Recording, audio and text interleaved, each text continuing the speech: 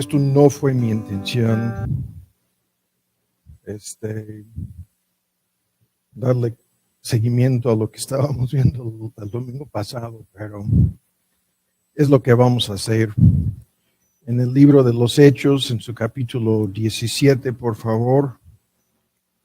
Y mi pregunta aquí es, ¿el aire está prendido?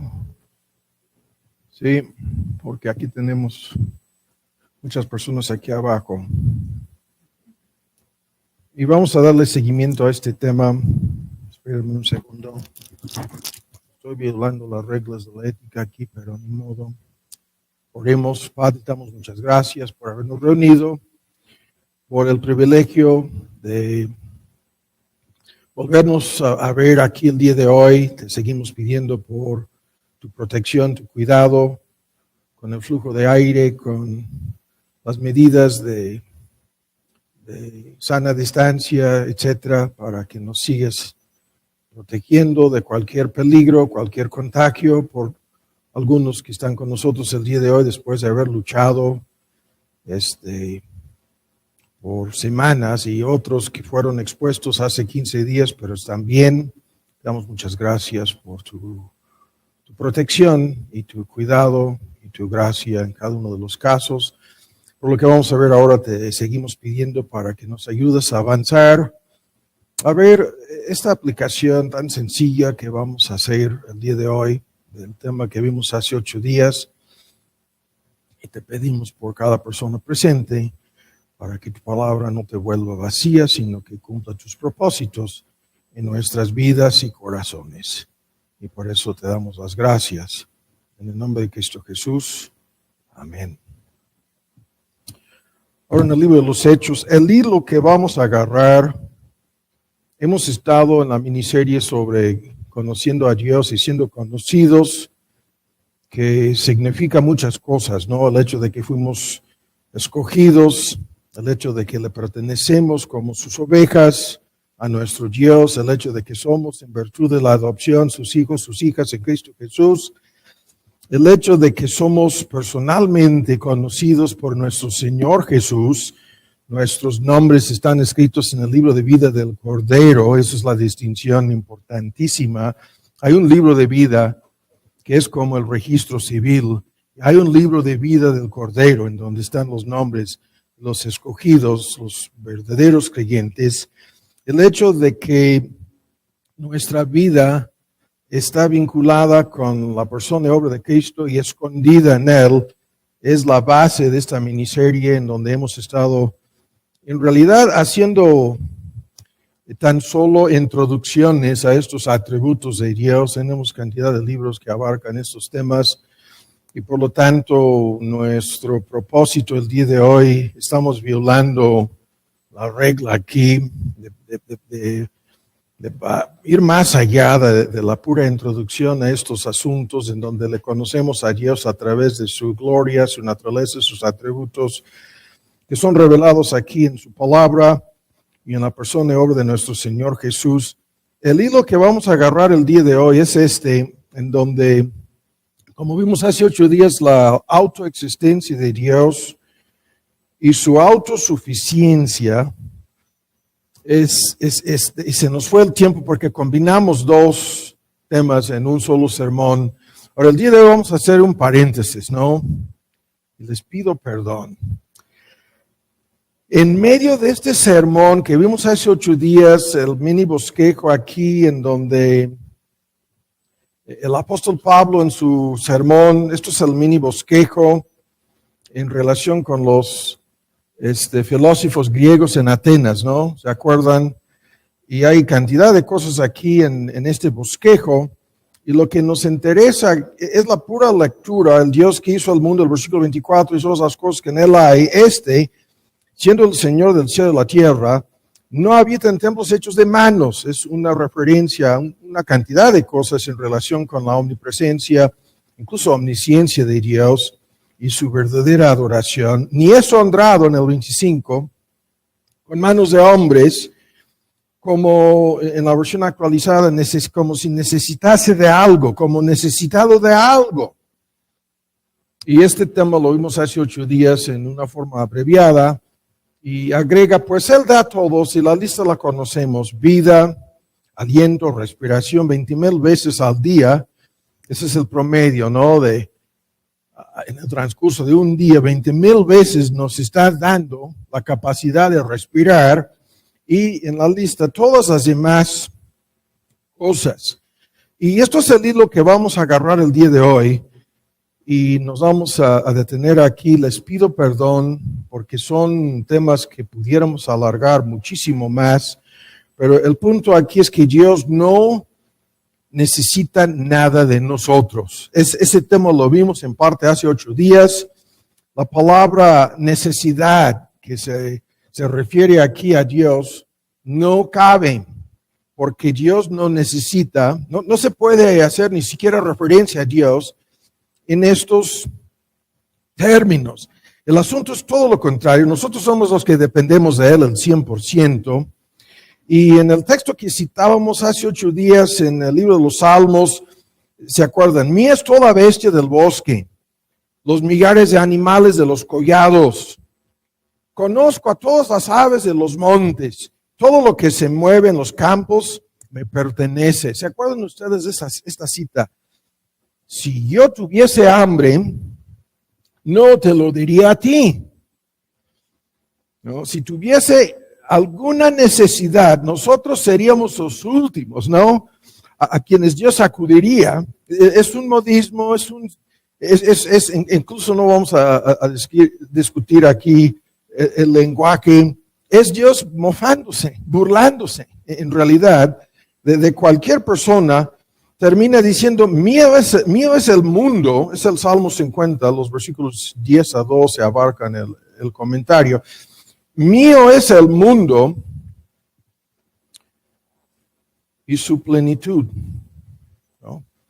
Y esto fue una parte de lo que vimos hace 8 días en la parte sobre la autosuficiencia de Dios. El hecho de que Dios no nos necesita. Y lo discutimos en distintas formas. Y lo que vamos a hacer es agarrar este hilo. Y comenzamos con lo que veíamos en parte hace 8 días sobre este asunto de cómo el gran misterio que vimos sobre la autoexistencia de Dios coincide con el gran misterio sobre nuestra existencia. Y el hecho de que nuestra existencia es el misterio más grande, ¿no? El misterio de tu existencia. El misterio de tu vida, ¿no? Eso es el gran misterio, porque nosotros no tenemos ni siquiera el derecho de existir. ¿Cómo habrían sido las cosas si no hubiéramos nacido? Este comentario lo vimos, ¿no? ¿Cómo habrían salido las cosas en la historia del mundo? Nuestra familia, en relación con nuestros seres queridos, nuestra pareja, nuestros hijos, en lo que hubiera sido si no hubiéramos ni siquiera existido, ¿no? Y esa es la perspectiva correcta del asunto. Y la respuesta es que las cosas habrían salido más que bien si tú y yo no hubiéramos existido. Comenzando con todos los pecados que hayamos cometido a lo largo de nuestra vida, no habrían sido cometidos desde un principio, y esto habría sido buenísimo en un contexto diferente, ¿no? Pero este comentario lo vimos en relación con el hecho de que Dios es teocéntrico y nosotros no somos más, y esto fue el punto final hace 8 días, que instrumentos. ¿Y se acuerdan ustedes de este argumento? Todo lo que hay en el universo, ¿es un fin o es un instrumento? La palabra instrumento, ¿no? Se refiere a algo, a alguien que su propósito, su razón de ser no se encuentra en el instrumento, no se encuentra en sí mismo. Un instrumento, cualquier instrumento, este vaso, ¿no? Tiene algún propósito más allá de lo que sirve para tomar líquido. Es un instrumento. Y todo lo que hay en el universo entero se ubica en esta categoría. Somos todos nosotros instrumentos. El único que está fuera de esta categoría es nuestro Dios, ¿no? Dios no es ningún instrumento, Dios no puede ser usado por nadie. Y esto es uno de los puntos que vimos terminando en relación con los que dicen que Dios es egocéntrico, egoísta, narcisista y en buscar su propia gloria y poner todas las cosas en el contexto de esa gloria, como si estuviera haciendo algo indebido. Vimos que no. Ahora, comencemos el día de hoy con otro comentario. Es un comentario que conocemos en relación con lo que vamos a ver el día de hoy. El hecho de que Dios no necesita, es una tremenda lista de cosas las cuales Dios no necesita de nosotros en su autoexistencia, en su autosuficiencia, no necesita. Y vean este punto, lo hemos visto muchas veces, ni siquiera necesita nuestra adoración. Dios no necesita nuestra adoración. Lo vimos terminando, ¿no? En el comentario en 1 Timoteo 6, Él es el bienaventurado, Él se encuentra completo, Él está contento, bienaventurado, eternamente satisfecho en su misma naturaleza, en su mismo carácter, en sus atributos. En el amor eterno que existe entre las tres personas de la divinidad, Dios no necesita nada de nosotros, ni siquiera nuestra adoración, ni siquiera nuestra submisión, menos nuestra obediencia, menos, aquí en la palabra vida, ¿no? Nuestro servicio está metido de por medio en esto. Dios no nos necesita. Y el tema lo conocemos, lo vamos a invertir, es al contrario. Nosotros necesitamos a Dios. Y la realidad en esto, escuchen, el Dios que no necesita ser adorado por nosotros, nos dice en una forma directa aquí que nosotros tenemos una gran necesidad de adorarle a Él. Es lo contrario a lo que muchos piensan. Esta adoración nos afecta a nosotros, no a nuestro Dios. Nos cambia a nosotros, incluso nos obliga a nosotros a doblegarnos, ¿no? Nos obliga a humillarnos, nos obliga a ubicarnos en el mundo real, en el contexto de la realidad de Dios, en el contexto de la verdad de Dios, en el contexto del carácter y la naturaleza de Dios. Al adorar a Dios, estamos ubicándonos, estamos en realidad encontrándonos en el papel que nos ha sido asignado en esta historia. Y el punto es fuertísimo, ¿no? El hecho de que nosotros necesitamos conocer y adorar a este Dios, Él no tiene necesidad alguna de nosotros. Entonces, lo que vamos a hacer en el sermón del día de hoy es algo que no quería hacer, pero ya no voy a decir más. Hay una tremenda lista de cosas que podemos incluir en este argumento. Y aquí lo tengo bosquejado en 3 puntos, los cuales no vamos a abarcar el día de hoy. Dios no necesita nada de nosotros y la lista que podríamos hacer aquí sería muy larga. Aquí tengo, Dios no necesita tu dinero. Véanlo. Primero. Segundo, Dios no necesita ni siquiera tu tiempo, como vamos a ver. ¿Qué es eso?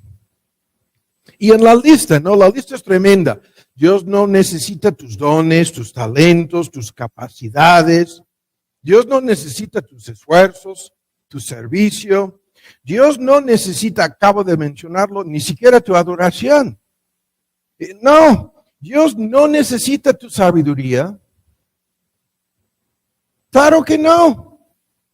Dios no necesita, vean, tu personalidad. ¿Qué es esto? Hay un mini sermón en cada punto. Y la lista es interminable aquí. Dios no necesita tus esfuerzos, no necesita tu entrega. Claro que no. Las cosas marcharían perfectamente bien sin nosotros. Y todo el argumento está resumido aquí en el tercer punto. Mi intención el día de hoy fue de ver esos 3 puntos, pero ya me di cuenta de que esto no es posible. No. Entonces vamos a tener que luchar y limitarnos, ¿no? A resumir muchas cosas aquí. Pero el punto es importantísimo. Dios no nos necesita. Y para que esto sea palpable y más entendible, vamos a discutir algunos de estos detalles, ¿no? Comenzando con el último punto, el hecho de que Dios nos usa como instrumentos, sí, pero no nos necesita. Esto fue la conclusión hace 8 días y aquí en el resumen, no lo sigo diciendo. Este punto está ilustrado en una forma espantosa a lo largo de la Biblia. Al ver a Dios usando instrumentos que tú y yo no usaríamos. Comenzando con una lista misteriosa de personas, en la gran mayoría de los casos son las personas menos indicadas las que Dios está usando en su palabra. Hay una lista espantosa en el libro de los jueces, en donde encontramos a Dios usando, escuchan la lista de instrumentos, una espada de 2 filos, ¿no? Algunos dicen de medio metro.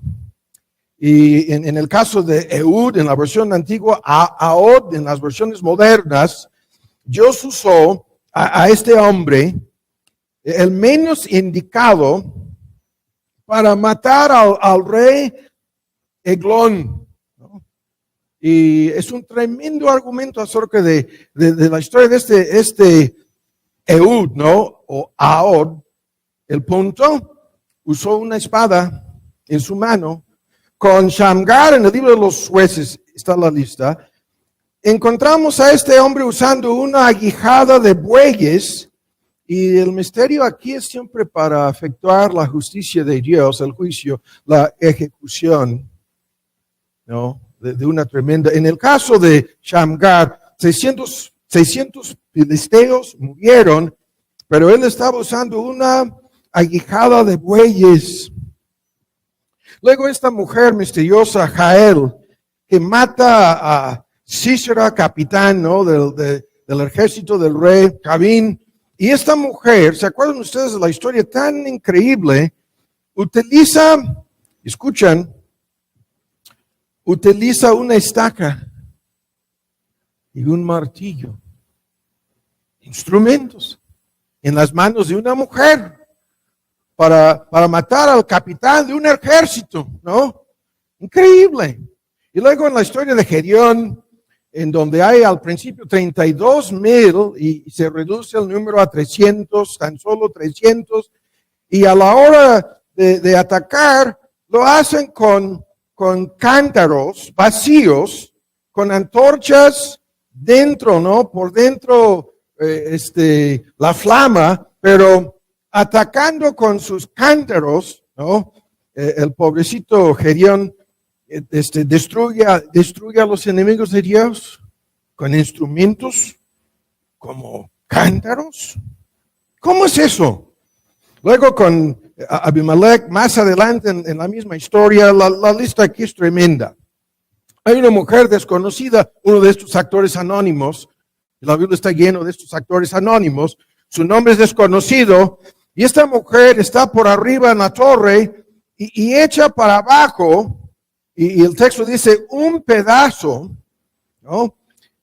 Una piedra de moler, pero una parte de la piedra nada más es lo que le deja caer para romper el cráneo de Abimelech. Ese es el instrumento. Y la lista la conocemos. Con Sansón, el Rambo del Antiguo Testamento, lo más absurdo, una quijada de asno. Y el texto para matar a más de 1,000 hombres, ¿no? Una quijada de burro para matar a más de el Rambo del Antiguo Testamento. ¿Cómo es posible? El menos indicado, ¿no? No voy a decir más. Rambo se volvió un asunto polémico en la elección robada en Gringolandia. No voy a decir más. Muchos querían votar por los filisteos y no por Rambo. No por Sansón. No voy a decir más. El punto, en esta lista de ejemplos, llegamos hasta en el libro de los números, ¿no? El asna de Balaam.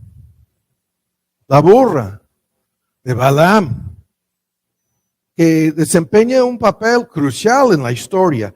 Y la lista, si fuéramos a continuar ampliándola, nos sorprendería aún más. Llegando a los tiempos de nuestro Señor Jesús, encontramos en la lista de sus apóstoles una lista de los menos indicados instrumentos. En algunos de sus milagros, el niño, el jovencito anónimo, ¿no? Con sus 5 panes y 2 peces. ¿Qué tipo de instrumentos? Y lo resume todo el argumento Pablo diciendo que todos nosotros, incluso el más grande de los apóstoles, vasos de barro. Y es la palabra que se refiere a un vaso parecido a este desechable en aquel entonces. Un vaso de bajo valor, de una fabricación rústica, un vaso que, dice Pablo, somos vasos de barro. Entonces, este punto introduce lo que vamos a discutir aquí acerca de nuestras vidas, ¿no? El tema no lo podemos alargar en relación con el último punto aquí en la lista acerca de cómo Dios no necesita nuestras vidas, sino es todo lo contrario.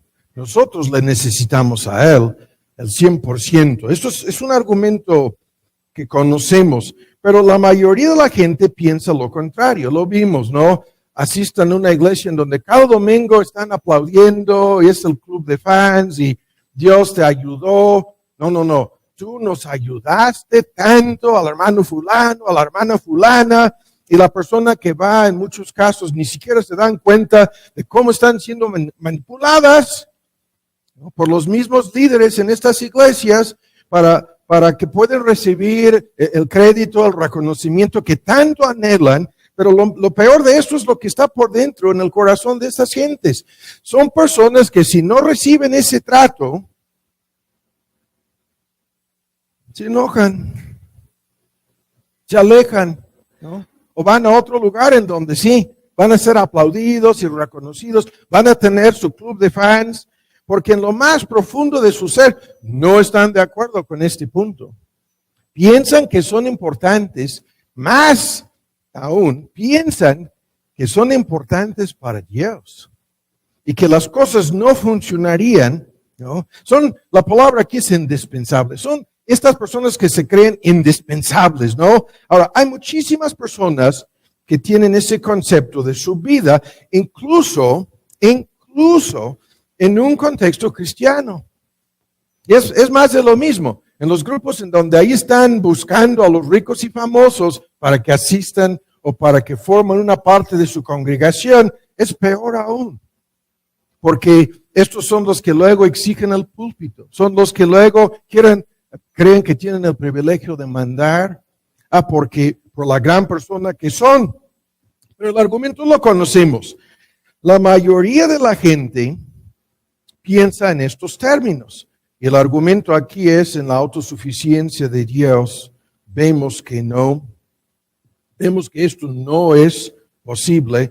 Y al mismo tiempo, ahora lo vamos a ubicar en un contexto cristiano, hay personas que piensan, su concepto de la vida cristiana es, yo entiendo que Dios no me necesita, y ven, a este extremo van en su pensamiento. Piensan que tienen que aguantar, que tienen que sufrir. Se percatan de que tu mejor vida no es esta. No, la verdad, creo que la comentábamos hace 8 días.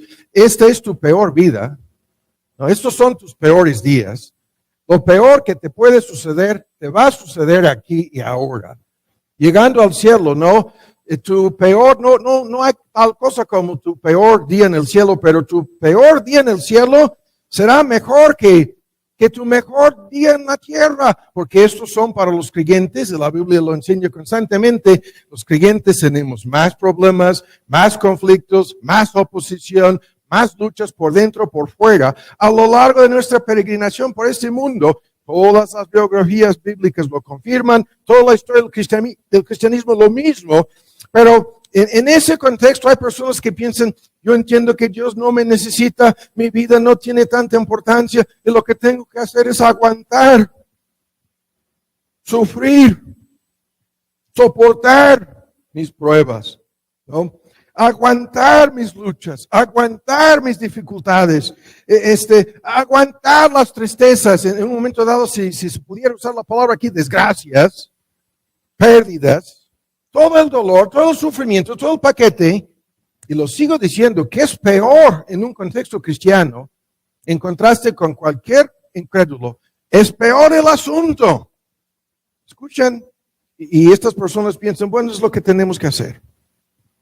Los inconversos piensan que lo que tienen que hacer es huir, escapar, librarse, ¿no? Como sea, como dé lugar.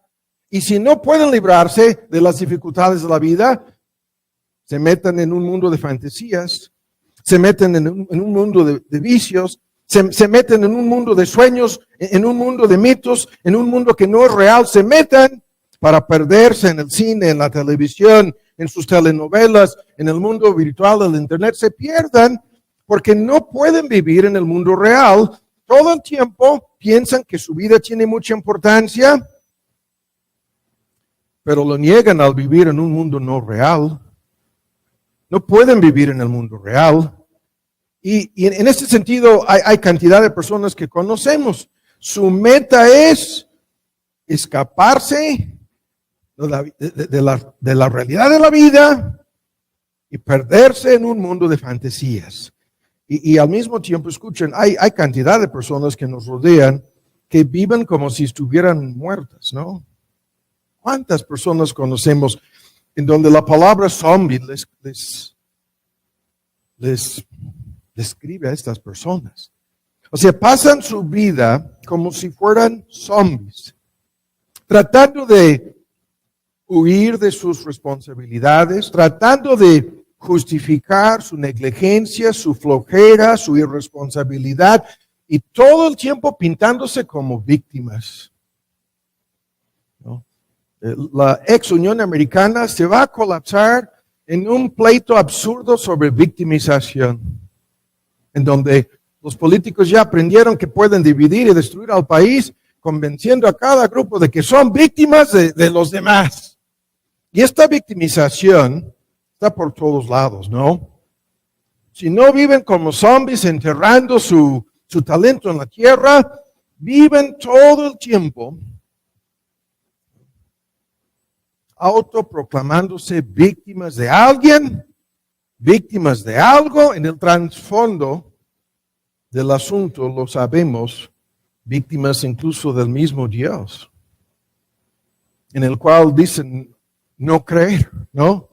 Esta victimización que comenzó en el huerto del Edén con Adán y Eva. Pero hay que dejar este punto, lo quiero resumir, estoy detenido aquí innecesariamente.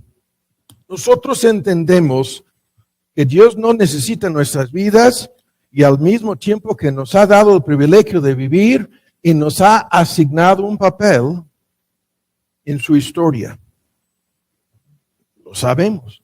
En este papel somos los únicos capaces de llevar fruto para vida eterna. Somos los únicos capaces de servir y glorificar a Dios en alguna medida.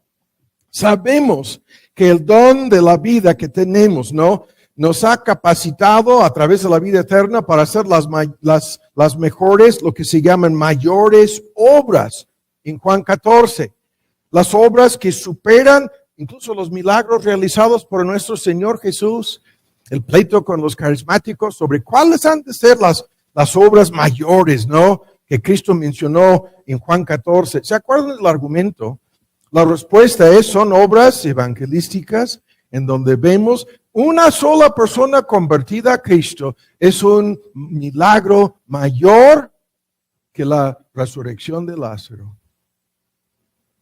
En el instrumento, ¿no?, humano usado para comunicar el mensaje a otro, no está el poder, no está la capacidad, no podemos salvar a nadie, y sin embargo, a Dios le ha dignado usarnos en este contexto, en la obra más importante, las mayores obras en donde la salvación de una sola persona vale más que todo el mundo. No podría darse ni todo el dinero en el mundo a cambio de su alma. Vale más. En este sentido, tenemos muchísimos motivos para apreciar esta vida, entendiendo que Dios nos está involucrando como instrumentos suyos en su obra. Y esto resulta en cantidad de cosas. Hay que cerrar el argumento con esto. Esto nos conduce a andar por fe. Esto nos obliga a tomar riesgos. Esto nos enseña a humillarnos, a buscar constantemente su poder y su gracia en nuestras vidas. Esto nos conduce, ¿no?, a vivir como lo cantábamos. Sin mí nada pueden hacer, nada importante, nada de valor eterno, nada trascendental, nada que tenga importancia sin Cristo, ¿no? Y por lo tanto, al entender este argumento, vemos lo que Dios está haciendo en nuestras vidas. Nos está usando en una forma extraordinaria. Y esto es la verdad acerca de cada creyente. Somos tan solo eslabones en una cadena. Dios está al principio, Dios está al final de la cadena. Y como eslabones en la cadena pudiéramos orar y nada más por la salvación de una persona.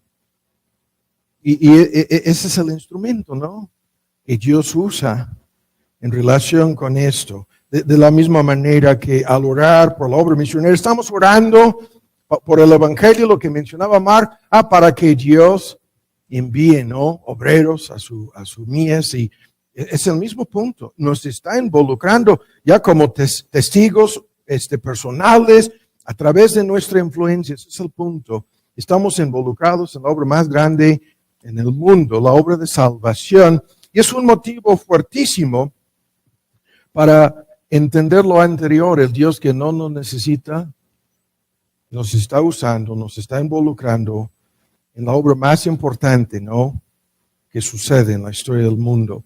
Ahora, este punto es crucial como una introducción a lo que vamos a ver en el tiempo que nos resta, ¿no? Y el Dios que no nos necesita se digna de usarnos. Ahora, en el tiempo que nos resta, 2 puntos faltan aquí.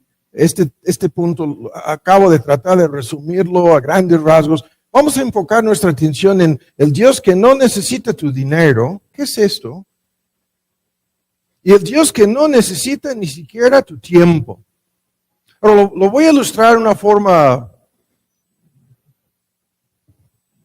diferente. El Dios que no necesita a nosotros, no necesita nuestros recursos. Ese es el argumento en el Salmo 50 y cantidad de textos. Si yo tuviese alguna necesidad, ¿no?, tú serías la última persona a quien yo acudiría. Si en este contexto se trata de nuestros recursos, es un tema sobre el cual pocas veces hablamos, pero lo vamos a hacer ahora porque nos sirve de ilustración. Este Dios no necesita tus recursos económicos. Y hay una lista. Esto quiere decir que Dios no necesita tu dinero, Dios no necesita tus ahorros, Dios no necesita tus inversiones, Dios no necesita tus posesiones, Dios no, ni siquiera tu patrimonio está, no, tampoco. Este Dios no necesita ni siquiera un centavo, ni siquiera, ¿no?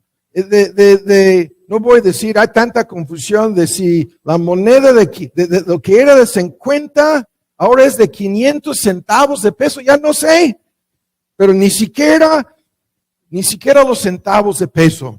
Este Dios no necesita tus recursos. Ahora, ¿qué es lo que está metido por medio en este asunto? Tu mayordomía. Quédate con tu dinero.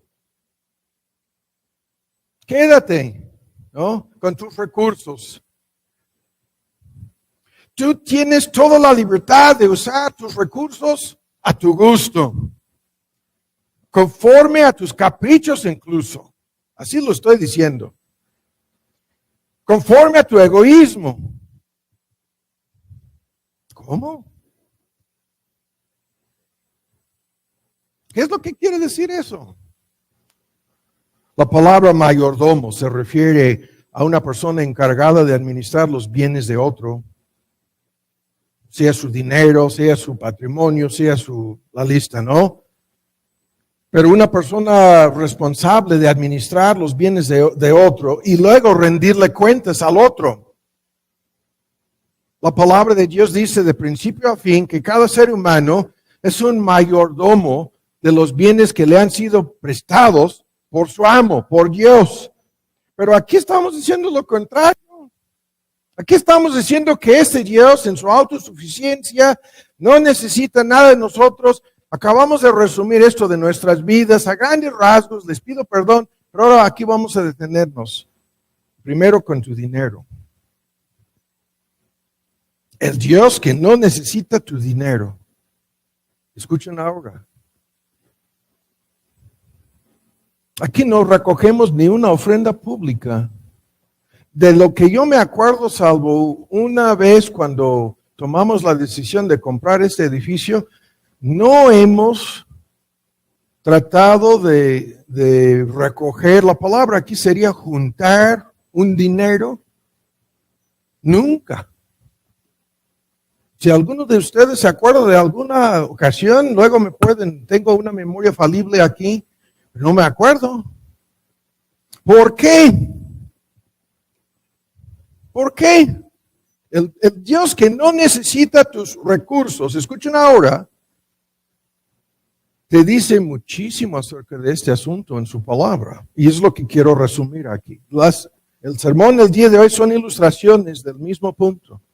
El Dios que no nos necesita. Ahora, aquí vamos por partes. Hay un gran contexto en que nos vamos a meter con este asunto de nuestros recursos. Y va por este camino. Nuestro Señor Jesús habló de esto aproximadamente el 15% del tiempo. Es lo que dicen los eruditos. Juntando por categorías los temas que Cristo abarcaba en su enseñanza pública, didáctica y sermones, dicen el 15% del tiempo habló de algo relacionado con los recursos y el dinero. ¿Será cierto? Vamos a ver. Cristo usó las joyas y los tesoros, específicamente perlas, como ilustraciones en las parábolas del reino de Dios en Mateo 13. La perla preciosa, ¿no? El tesoro escondido en la tierra. Usó términos que se relacionan con esto. Vean cuántas veces Cristo habló continuamente de obreros, de contratos, en una lista de parábolas. Habló de sueldos. Habló de equidad, incluso. Habló del trato correcto, lo que llamamos justo, en relación con trabajadores y empleadores, ¿no? Repetidas veces la parábola en Mateo 20 es la más discutida sobre este punto. Obreros, contratos, sueldos y la acusación de injusticia al final de la historia. Habló de inversiones. ¿Cuántas veces? Habló de banqueros. Habló de, no tan solo de capital, sino de intereses. Increíblemente, deberías haberlo invertido con los banqueros, la parábola, ¿no? De los talentos, y yo tendría por lo menos los intereses. Así, la parábola. Habló, escuchan, de deudas. ¿Cuántas veces habló de deudas? Habló de deudores y deudas. Habló de perdonar la deuda. Para ilustrar, dos personas que le debían una cantidad impagable en Lucas 7, perdonó a ambos, ¿no? Y una persona le debía una cantidad en verdad impagable. Y luego la pregunta de cómo es que perdonó a las dos personas su deuda. ¿Y cómo lo hizo? ¿Y cuánto le costó? Metió de por medio es el evangelio, la deuda de nuestros pecados. ¿Y cuánto es lo que le debíamos? ¿Y cómo es que fuimos perdonados? ¿Y cuánto tuvo que pagar nuestro Señor Jesús para liquidar la deuda? Para que vean estas ilustraciones. Habló de construcciones, de arquitectos. Incluso Pablo agarra el hilo de arquitectos repetidas veces en sus epístolas. Habló de cálculos, de calcular los gastos en relación con el costo del discipulado y la vida cristiana. El Dios que no necesita tu dinero, habló constantemente de estas cosas. En la parábola de la moneda perdida, una entre 10 dracmas, ¿no? Una sola moneda perdida. Y al dar la parábola termina con gozo, regocijo de parte de la mujer que encuentra la moneda después de haberla buscada diligentemente, buscaba con escoba incluso la moneda perdida en Lucas 15. En la parábola del hijo pródigo, ¿qué es lo que estaba metido de por medio? La herencia, el patrimonio. Dame la parte que me corresponde, ¿no? De la herencia. Y toda la herencia mal gastado. La palabra técnica desperdiciado. Toda la herencia desperdiciado.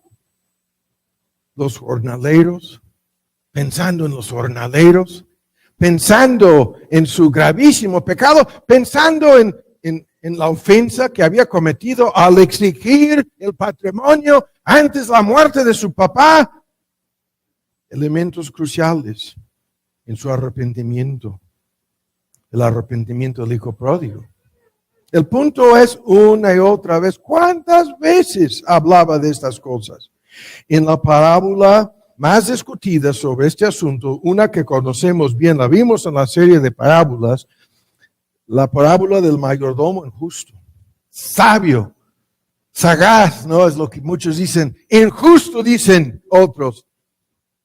Todo el arreglo que este cuate hizo y termina siendo alabado por Cristo como más inteligente, como más sagaz, como más sabio que los creyentes en relación con esto. En Lucas 16.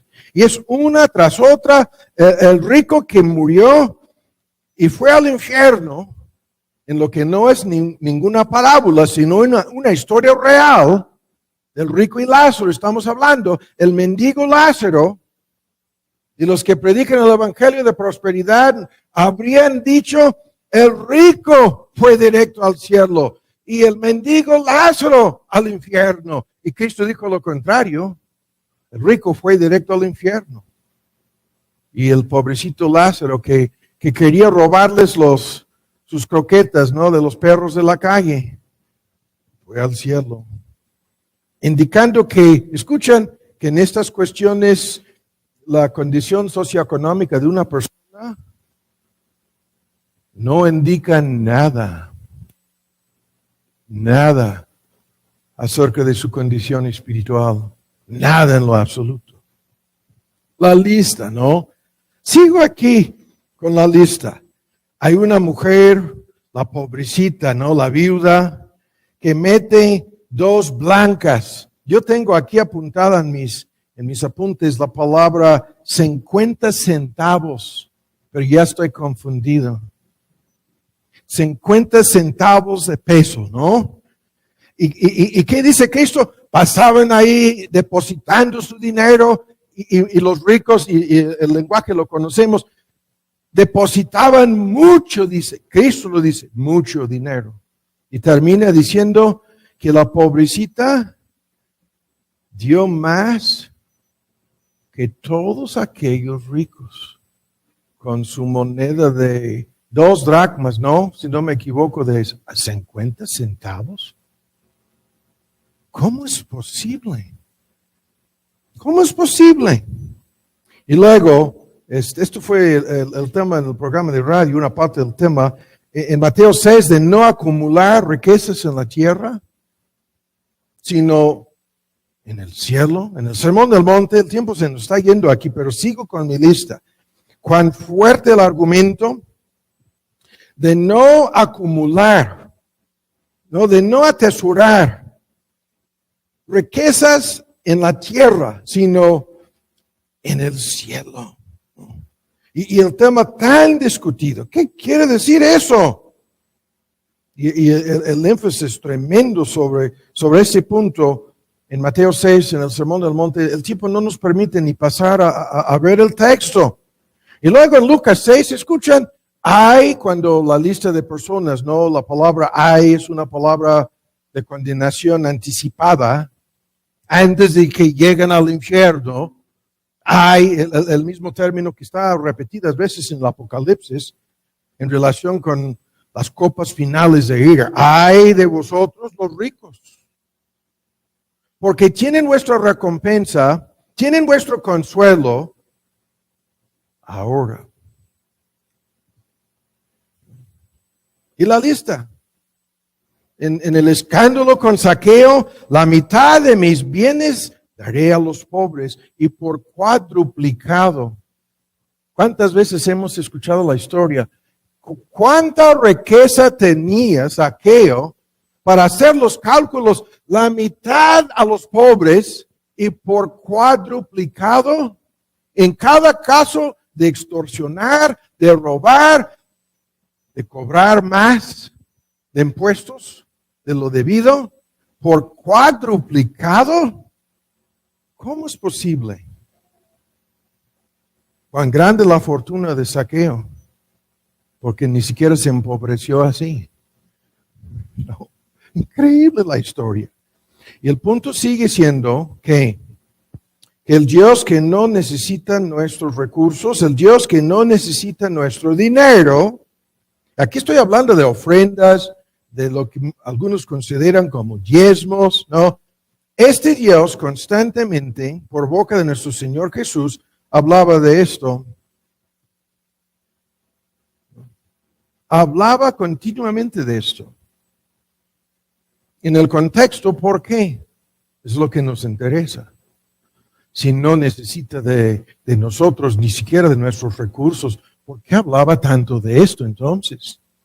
Y las respuestas son muchas. La que nos interesa aquí es esta. Escuchen bien. Nos estaba obligando a entender lo que vimos el domingo pasado. ¿Quién es el verdadero dueño de nuestros recursos? ¿Quién es el verdadero dueño de nuestras posesiones? ¿Quién es el dueño de todo lo que hay en el mundo? Aquí en nuestro texto, en Hechos, Él es el dueño de todo. A Él le pertenece todo. Este es el argumento, ¿no? Y de su riqueza está dando a todos. El verdadero dueño de nuestras posesiones es el Dios a quien todo le pertenece. Y el argumento por boca de Pablo lo hemos escuchado tantas veces en la pregunta retórica: ¿qué tienes que no hayas recibido? ¿Qué tienes que no hayas recibido? ¿Podemos afirmar algo? ¿Tengo algo?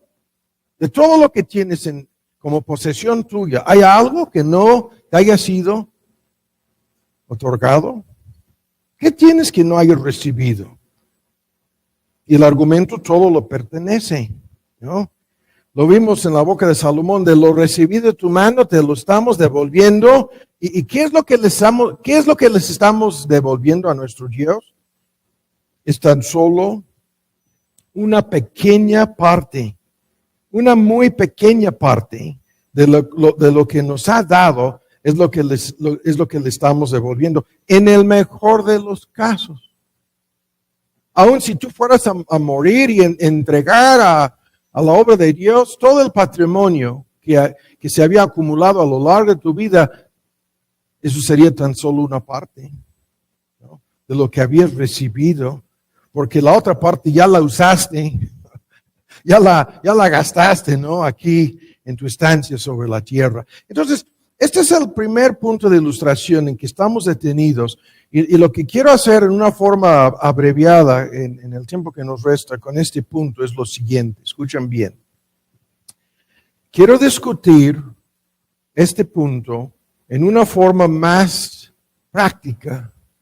Entendemos el argumento, pero ahora vemos en un solo punto de aplicación práctica, ¿no? Vamos a detenernos más.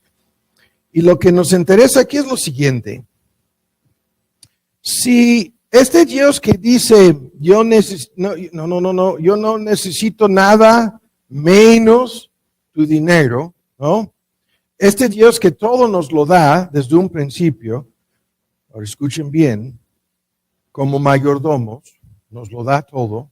Ahora, lo que Dios nos quiere enseñar en todo este asunto es lo siguiente: ¿cómo administrar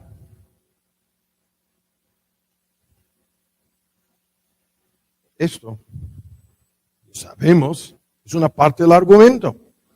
¿Cómo administrarlo?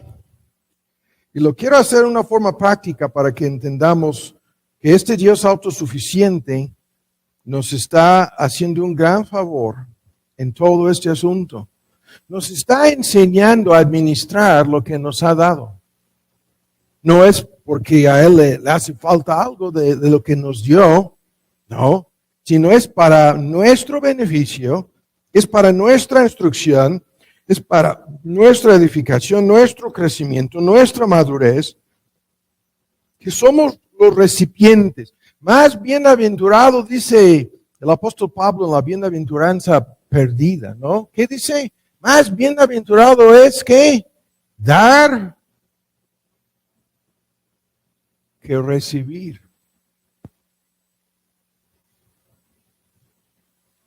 ¿Qué será eso? Es nuestro tema. De lo recibido de tu mano vamos a dar. Es más bienaventurado dar que recibir. ¿Qué quiere decir eso?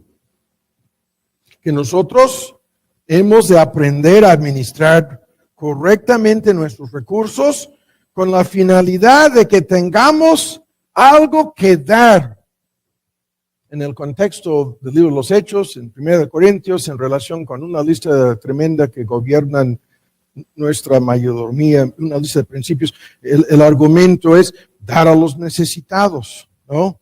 Dar a la obra del Evangelio. Pero ahora vamos a detenernos aquí con esto y hay que acelerar un poco el paso aquí. La pregunta aquí en relación con administrar es simplemente lo siguiente. ¿Cuándo es suficiente?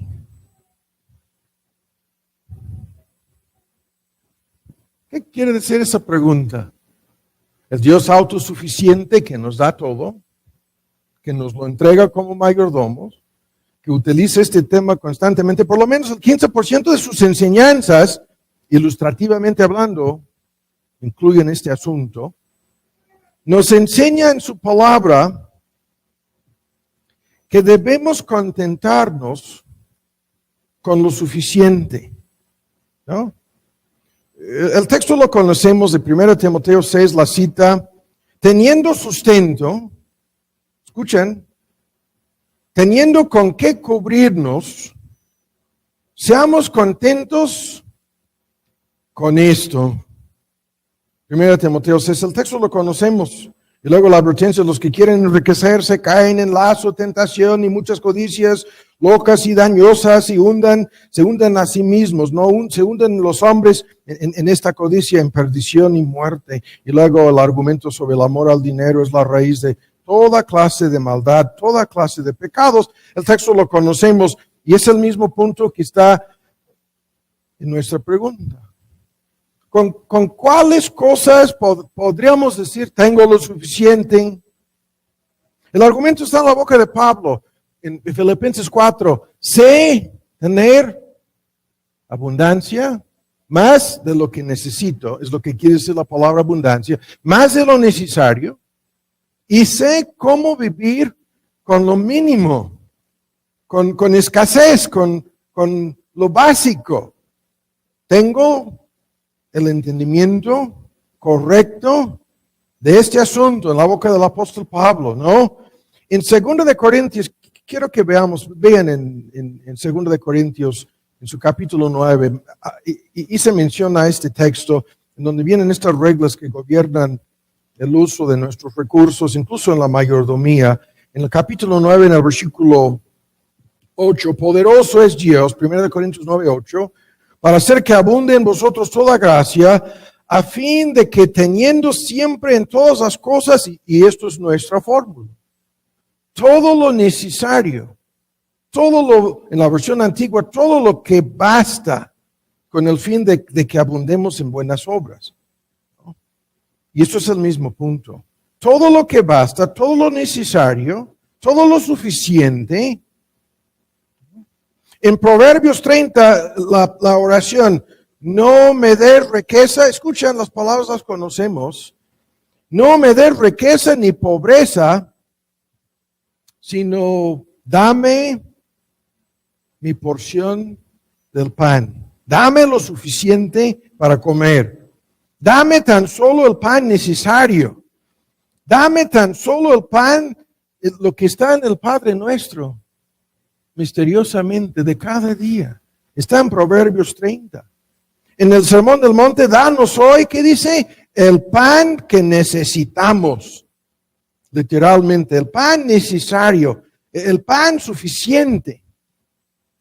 Y aquí vamos a detenernos antes de dejar este punto. Estamos detenidos con el Dios que no necesita tu dinero, que en el contexto bíblico tú eras su mayordomo, administrador, y todo lo que va de por medio en este asunto está resumido en lo que vamos a platicar ahora. Vamos a platicar, ¿no? Les pedí perdón al principio, esto no es el sermón que esperábamos, ¿no? De la autosuficiencia de Dios, pero aquí estamos atrapados con esto. Escuchen bien. La mayoría de nosotros, si tuviéramos tan solo el pan necesario, tan solo el pan de hoy, el pan de cada día, ¿qué quiere decir eso? Si estuviéramos viviendo de día en día o al día, si esto fuera la realidad, no en la crisis, yo entiendo que estamos aquí metidos de por medio de una crisis económica mundial, no estoy hablando de eso. Estamos en situaciones que no son normales, circunstancias extraordinarias están sobre la mesa aquí, lo entiendo, pero esto no cambia el principio que nos interesa, que si tú y yo tuviésemos que vivir así, tan solo con lo suficiente, lo que la regla apostólica afirma, ¿no? Diciendo con sustento, o sea, comida y ropa, seamos contentos. La mayoría de nosotros, si tuviéramos que vivir así, pensaríamos que Dios nos está fallando. Es lo que pensaríamos. Si tú me dices lo contrario, no te creo. ¿No? Cuando en ocasiones extraordinarias nos hemos encontrado algunos de nosotros, y aquí está en el panorama toda tu vida, desde tu niñez, adolescencia, los primeros años para los varones, ¿no? Laborando en el mundo, o estudiando y trabajando y tratando de sobrevivir. Cuando nos tocó algo así, pensábamos lo que acabo de decir. Esto no es lo justo. Esto no es lo correcto, ¿no?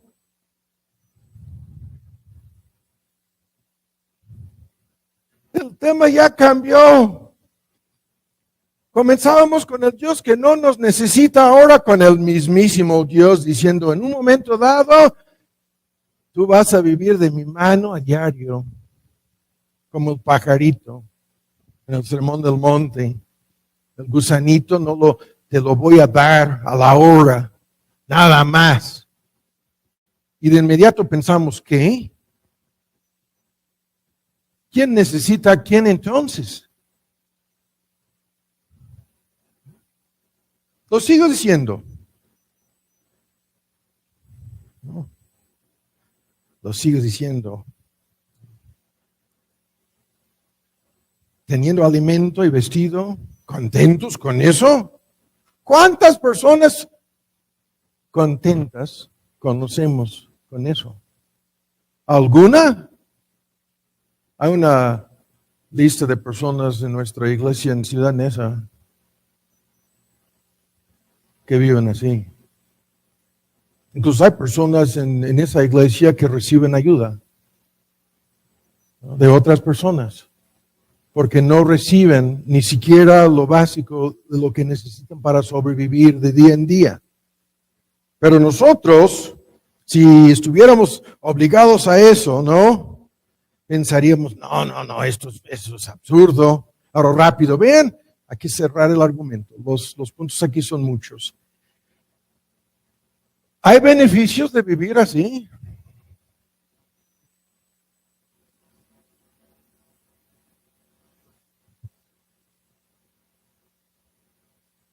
Sería una tremenda bendición tener que vivir así. Como yo entiendo que algunos desempleados, ¿no? En esta congregación, en nuestro círculo extendido, en nuestras familias, esto está por todos lados, la crisis, yo lo entiendo, pero eso no cambia lo que estamos viendo aquí, sino que es más de lo mismo. Si fuéramos a contentarnos con eso, escuchen las bendiciones que surgirían de este punto. Primero, tendríamos más tiempo. A esto vamos a llegar antes de irnos. Como los desempleados tienen más tiempo, no voy a decir más, tendríamos más tiempo. Misteriosamente. Si estuviéramos contentos con lo básico. Trabajé y en 3 horas gané para las tortillas. Se acabó. El resto del día tengo más tiempo. Conocemos una persona que renunció a una chamba buenísima. No voy a decir más. No asistí aquí. Porque se molestaba tanto. Porque tenía una chamba así, en 3, 4 horas ganaba. Y en la otra que dejó renunciando, estaba trabajando 8 horas, 10 horas. Y digo, no, mejor me vuelvo a las 3. Aunque significa vivir al diario, está bien. Tiene más tiempo. Segundo, escuchen, tendríamos más tranquilidad. Menos ansiedad. ¿En serio? Menos preocupaciones, menos estrés. Es increíble, ¿eh? Increíble. Los conflictos en todo el mundo que tienen que ver con nuestro tema. La mayor parte de ansiedad, preocupación, estrés, incluso conflictos, la ex Unión Americana se va a deshacer. Están viviendo no en el más rico, en uno de los más ricos del mundo, y han convencido a algunos de que están viviendo como, no voy a decir, el conflicto ya es violento, están quemando ciudades. Por eso, no es por lo que ustedes escuchan sobre el racismo, no, esto es la palabra aquí es cortina de humo, no voy a decir más. No es porque piensan que son víctimas de algo, ¿no? Pero a nivel socioeconómico. Pero si fuéramos a contentarnos, ¿se acabarían esos conflictos? En nuestra vida, nuestra ansiedad, nuestra preocupación. Si fuéramos a contentarnos, estaríamos contentos. Ven cómo lo estoy diciendo. ¿Contentos en cuál sentido? Librados de la codicia. Librados del deseo de tener más. El ciclo vicioso, ¿no? De codicia y avaricia se acabaría en nuestras vidas. Ya no estaríamos así esclavizados por el deseo de siempre tener la lista de síntomas, la conocemos. En este punto están pensando la gran mayoría de las personas de día y noche de cómo conseguir más de lo que tienen. ¿Estarían más contentos? ¿Estarían librados así? Librados. ¿Serían librados de la envidia, de la trampa, de las comparaciones? No estarían comparándose con fulano, con nada. Estarían así. Y si fueran a contentarse, a vivir al día, escuchen ahora, se acabarían sus deudas. Porque las deudas surgen cuando hay que pedir más, para tener más.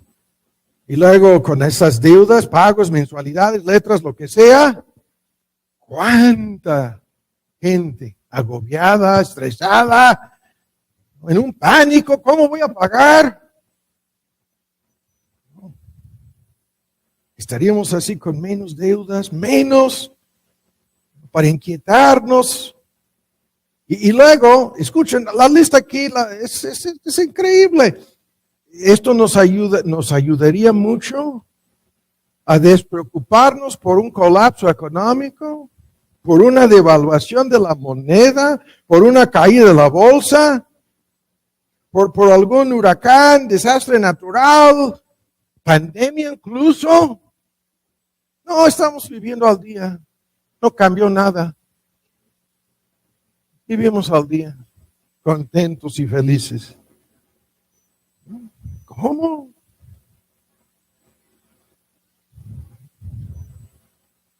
Y luego tendríamos más para ayudar a otros. ¿En serio? A mí me asombra. Mencioné el asunto de Ciudad Neza. Llevamos años viendo gente que no tiene nada. Nada. Ni casa propia, menos coche.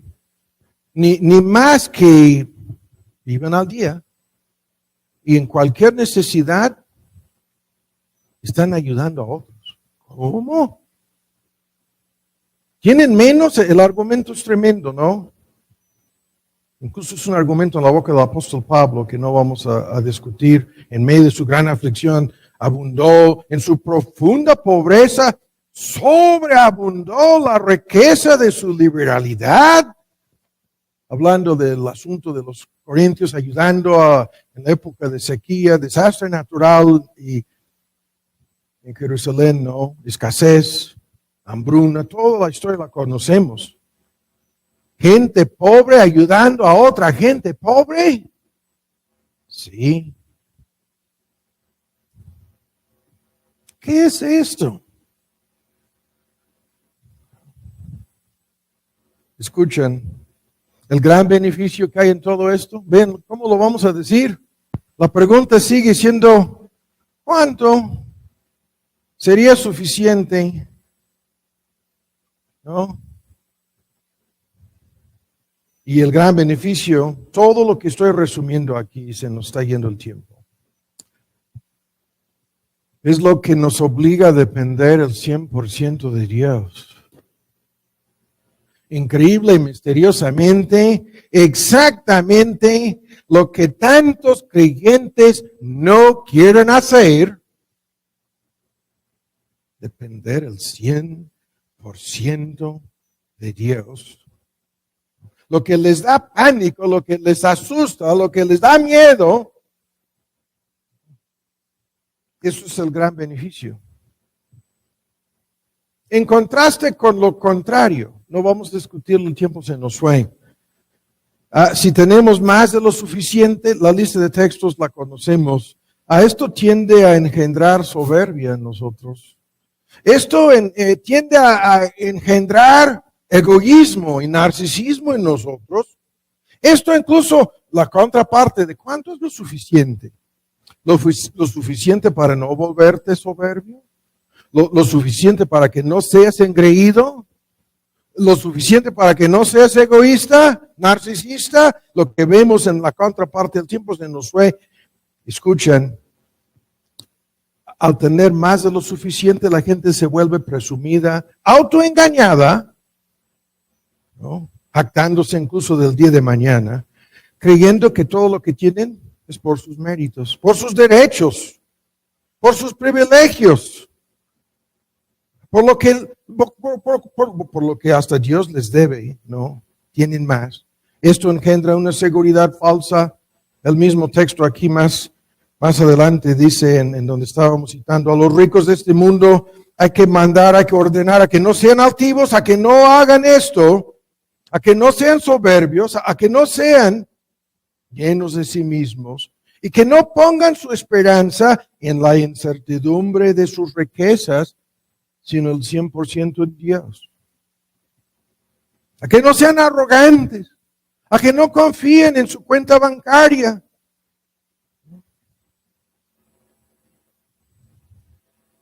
Porque todo el dinero en el mundo no les puede proteger de ninguna aflicción, de ninguna enfermedad. Todo el dinero que pudieran tener almacenado no les puede no les puede proporcionar protección de ningún peligro, de ningún riesgo, nada. Nada. Y con todo el dinero en el mundo no pueden comprar su salvación. No, la salvación no se vende, no tiene precio. No se compra, menos en un cambalache. Nada de eso. Entonces, ¿qué es lo que hemos ilustrado aquí? Espero que hayan entendido el argumento y ahora buscan en el Evangelio según Juan. Hemos ilustrado cómo este asunto, el Dios que no nos necesita, resulta ser exactamente lo que Dios usa en nuestras vidas, la gran mayoría de nosotros. ¿Cuántas personas no lo han entendido aún en lo que estamos viviendo? Como el Dios autosuficiente nos está enseñando cuánto es suficiente. Hay personas aquí que han aprendido en medio de la pandemia, yo puedo vivir al día. Cuando yo pensaba que jamás sería posible, ahora veo que sí. Pero más allá de que sí, ¿cuántos hemos ido aprendiendo que le dependemos el 100% de Dios? Cosa que increíblemente lo tengo que volver a decir. A la mayoría de los creyentes les parece como no justo, como no correcto, como si Dios no te está tratando bien. Dios no está siendo muy justo para contigo, para conmigo. Cuando lo que deberíamos de haber aprendido es lo que estamos diciendo, que dependemos de Él, el 100%. Y de inmediato entendemos una parte de por qué tantas ilustraciones de la boca de nuestro Señor Jesús van por este camino.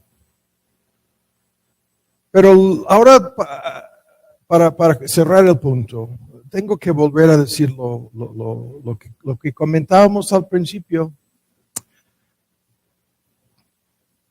Este Dios te dice, yo no necesito ni quiero tu dinero. No, haz lo que quieras con lo tuyo.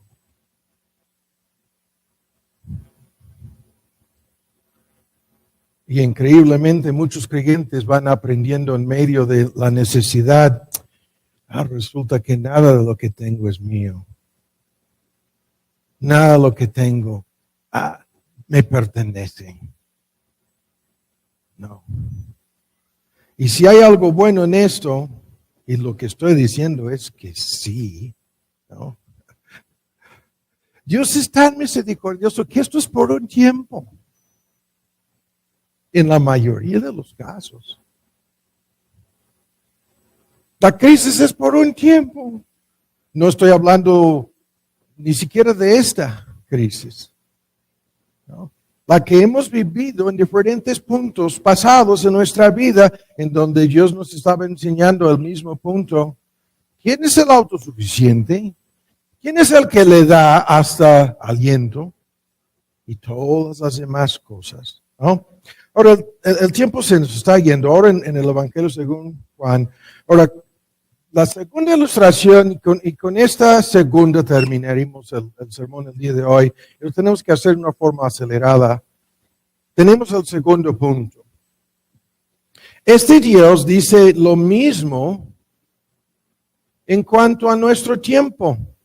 Escuchen, haz lo que quieras con tu tiempo.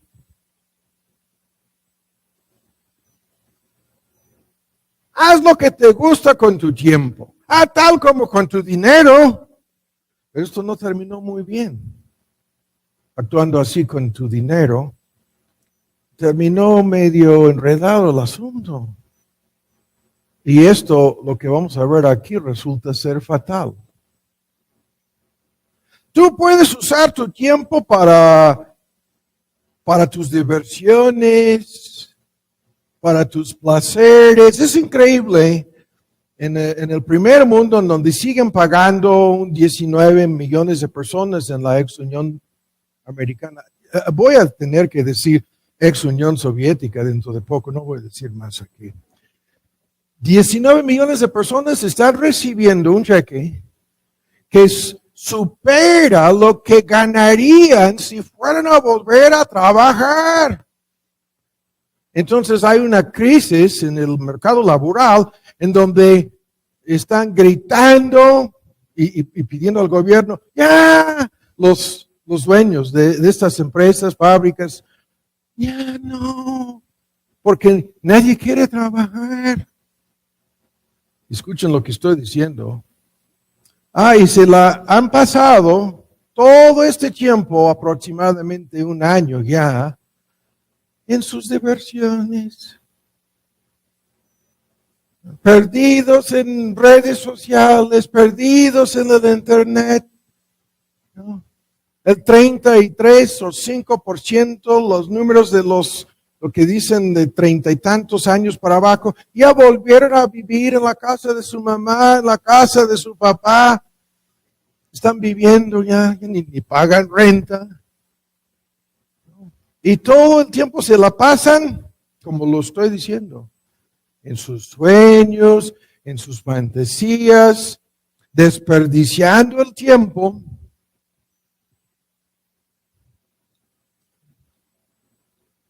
Y Dios no necesita tu tiempo. Comenzábamos abreviadamente diciendo, Dios no necesita ni siquiera tu vida, menos tu dinero. Ahora, ¿qué es esto? ¿Dios no necesita tu tiempo? No. El Dios que no necesita nuestro tiempo agrega otra advertencia. Tan solo nos dice, pero si no usamos correctamente nuestro tiempo, entonces no nos dará más.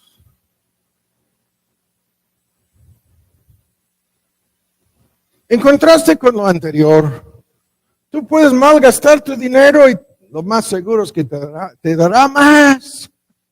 Pero con esto del tiempo, no. Aquí rápido, ¿no? El bosquejo y terminemos. Este texto es el más citado. Estamos en el Evangelio según Juan, su capítulo 9, y es la gran ilustración. Algunos dicen la filosofía, pero Cristo no es un filósofo. No tiene filosofías de vida. Otros dicen, esto es la perspectiva de vida de nuestro Señor, tampoco. Cristo no tiene en ese sentido una perspectiva de vida, no. Aquí tenemos la definición que nuestro Señor Jesús dio a la palabra tiempo. El Evangelio según Juan, su capítulo 9, en el contexto aquí, viene el ciego de nacimiento y toda la controversia después, pero en medio de esta controversia se declara como luz del mundo, en el versículo 5, ¿no? Yo soy la luz del mundo. Y en el prefacio a esta fórmula, dice en el versículo 4, me conviene obrar las obras del que me envió, entre tanto que el día dure, ¿no? Permanece. La noche viene cuando nadie puede trabajar. Esto es la definición, algunos teólogos dicen técnica, de la boca de Cristo mismo, sobre lo que significa la palabra tiempo. Ahora hay que resumir los puntos aquí. Primero, Cristo habla de sí mismo, de su propia vida en este contexto. Yo estoy aquí por un tiempo. El tiempo, la definición técnica es la duración de mi vida. Y al acabar mi vida, se acaba mi tiempo. Por lo tanto, este tiempo, Cristo dice, yo lo tengo que usar para cumplir las obras del que me puso aquí. Yo tengo que cumplir con los propósitos por los cuales estoy aquí. Mientras que estoy en el mundo, me es necesario, me es indispensable.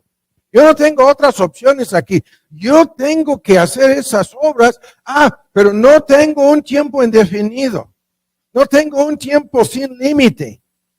Yo tengo un tiempo predeterminado y tengo que cumplir en ese lapso de tiempo con mi misión de salvación. Esto es el argumento que se aplica directamente a la vida de cada persona en el mundo, sin excepción. El tiempo que tenemos en este mundo resulta ser el don de Dios. Esta fórmula la conocemos. Es el tiempo que Dios nos ha regalado. No es como el dinero. Esto es infinitivamente más complicado, en un sentido gravísimo, porque lo vuelvo a decir, tú puedes malgastar todo el dinero. ¿Y quién está presente que no haya malgastado algo de su dinero? Y increíblemente Dios te dio más. Pero esto no es así con el tiempo. No es así. Es algo regalado. El tiempo que tú estás en el mundo es algo determinado por Dios, ¿no? Y cada persona está en la mira, está en el contexto de este argumento, porque el fin del tiempo es lo que Cristo menciona aquí como la noche, es la hora de tu muerte, ¿no? Y más allá de la muerte es la eternidad. Y así, a lo largo del Antiguo Testamento, hazme saber, Jehová, mi fin, la hora de mi muerte. Hazme saber cuánto sea la medida de mis días. El salmista, ¿no? Salmo 39. Hazme saber, yo quiero saber cuánto tiempo tengo de ser, de permanecer en este mundo. Cosa que con pocas excepciones jamás sucede. Hay algunas enfermedades que anuncian el fin. Y con la excepción de estas extraordinariamente casos, ¿no? De enfermedad, cuando hay un pronóstico acertado, nadie puede saber ni sabe. Dios nos concede, ¿no?, cierto periodo de tiempo. Y esto no es lo mismo, no hay un promedio de vida. Algunos mueren en su juventud, algunos en su adolescencia, algunos recién nacidos, algunos a los 40, otros a los 50. ¿No? Y antes de los últimos 50, 70 años, eso era el promedio de vida. Una persona de 40, 50, y aún ya la tercera edad, a los 50, el viejito a los 55. No hay un promedio de vida. Bíblicamente, no hay una esperanza de vida que se puede calcular. Porque todo esto es el don de Dios. El Dios autosuficiente. El Dios que no nos necesita. No. Él controla, Él determina en su soberanía. Porque el tiempo, de igual manera como el dinero, resulta que el tiempo le pertenece a Él. Resulta que el tiempo es su instrumento. Lo que comenzábamos comentando, el argumento sobre instrumentos. El tiempo es el instrumento de los propósitos de Dios. Y la gente necia, no hay nada arbitrario, nada caprichoso, nada así. Dios no le concede al azar a una persona X, no, esto nunca ha sucedido. El tiempo está subordinado a sus propósitos. Mientras que Dios esté llevando a cabo propósitos en la vida de quien sea, esta persona sigue disfrutando el don del tiempo. Pero ese tiempo se está moviendo constantemente hacia su fin. Sí. ¿Constantemente se están cumpliendo propósitos? Sí. Sí, esto es la historia del mundo, eso es la escatología, eso es la narración del Apocalipsis. Llega el momento en que el ángel proclama el tiempo. Se acabó el tiempo. En el Apocalipsis. Pero esto es lo que sucede con la vida de cada persona. Porque para cada persona la hora de su muerte es el fin del tiempo.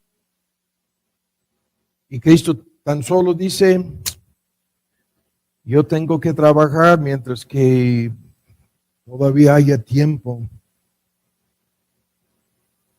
Y así, para cada ser humano, el tiempo es así. Es su oportunidad. Ven la palabra oportunidad, la única que tendremos para cumplir los propósitos de Dios en nuestra existencia. El tiempo es la única oportunidad que tenemos y que tendremos antes de pasar a la eternidad y seremos responsables eternamente por lo que hicimos en el tiempo. Se acabará el tiempo. Cada religión falsa en el mundo enseña lo contrario. Cada secta, comenzando con la católica, todas las demás, no, dicen, la muerte no es el fin. Habrá una segunda, una tercera oportunidad con algunas de esas sectas. Y Dios dice, no, está establecido a los hombres que mueran una sola vez.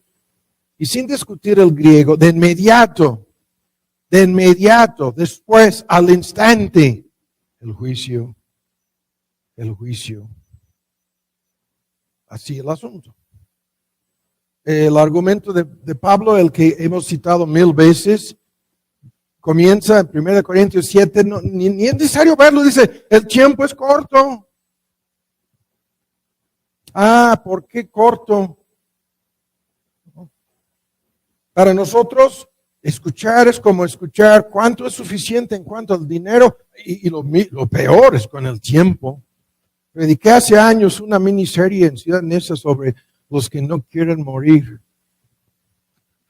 Y llegamos de inmediato, la introducción y la conclusión, todo el mundo, si Dios les fuera a dar la opción de permanecer otro tiempo más, nadie se iría de este mundo. Si Dios nos fuera a dar la opción de escoger cuántos días más, ¿no?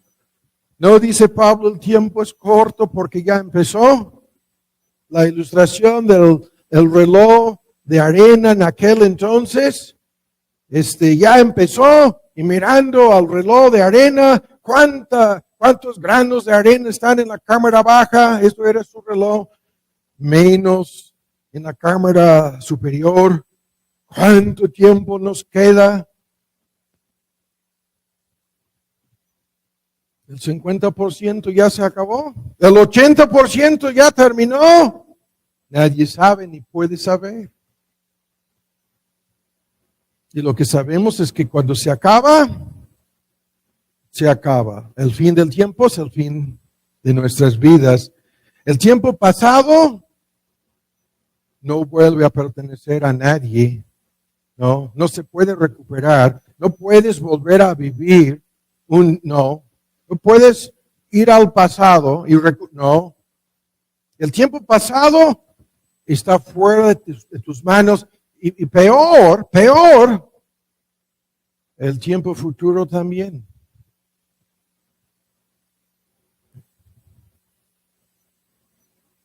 Tan solo hoy.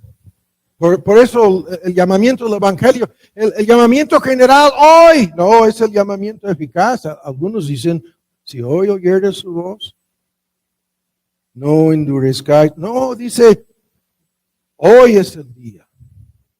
Hoy es el tiempo de salvación.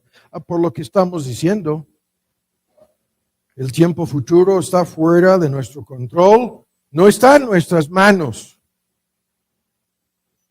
Y se acaba. La oportunidad de cambiar tu condición espiritual se acaba a la hora de tu muerte.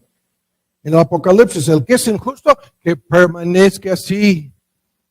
Y el que es justo, perdonado, declarado justo por la obra salvadora de Cristo, que permanezca así. Nos llevará tal como nos encuentra el fin del tiempo, salvos o perdidos, convertidos o inconversos. Nos sacará de este mundo. Y el punto es tremendo. El Dios autosuficiente nos ha asignado un tiempo. Un tiempo. Y todo lo que no haya sido realizado en los límites de ese tiempo, no se puede realizar después. No. Y otra vez nuestro tema, el Dios que no nos necesita, nos ha dado un tiempo, en el mejor de los casos, limitado. Eso es un gran tema, es increíble, con la muerte de cualquier ser querido, de cualquier familia, se quieren convencer, como de lugar, de que a la última hora hay un solo ladrón, no hay dos ni tres, convertido a la última hora. Para que nadie se desespere, sí, y para que nadie caiga en la presunción de pensar que se van a arrepentir a la media hora, o la medianoche, a la mera hora. Así. Pero increíblemente hoy en día vas al funeral, pudieran haber muerto en medio de un pecado gravísimo, incluso una balacera o un suicidio incluso. Y si el que va a hablar a la hora del entierro no coloca al difunto en el cielo, va a haber un pleito ahí. Increíble, triste, espantoso. Y por eso la proliferación de las sectas. Hay una secta. Vamos a bautizar a los vivos por los muertos, dicen en una de estas sectas, con sus genealogías, la mormona, si no sabes. Hasta... No. Y los demás en la católica con purgatorio y limosnas. El problema, 3 mexicanos, 4 mexicanos, hasta la llegada de Juan Pablo II, en 400 y pico años de historia, quizás se encuentra, tan solo 4 mexicanos salieron del purgatorio según la secta católica. Creo que ahora son como 11. Ya perdí el hilo aquí. Hasta porque en la época de supuesta Semana Santa, el farsante estaba diciendo que Judas ya salió. Si no lo vieron.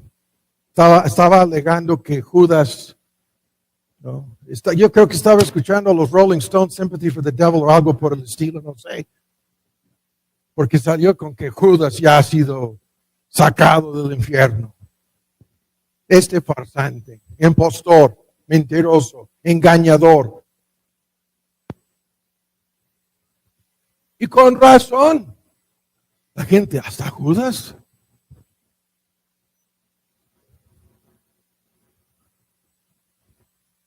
No, esto no es así. Entonces hay que concluir aquí. El tiempo se nos fue. Les di la advertencia de que estábamos viendo algo que no es la continuación de una lista de aplicaciones. Y lo que nos interesa en el tiempo que nos resta para cerrar el argumento es lo siguiente. Es algo tan sencillo. El Dios que dice, yo no necesito tu tiempo. Pero tú necesitas usarlo correctamente, porque bajo ninguna circunstancia te voy a dar más. Este Dios dice que si no hayas procurado tu salvación antes, te garantizo que te voy a condenar eternamente. Si el asunto no fuera así, se salvaría todo el mundo. La gente necia, ¿por qué no hay una segunda? Nadie se perdería entonces.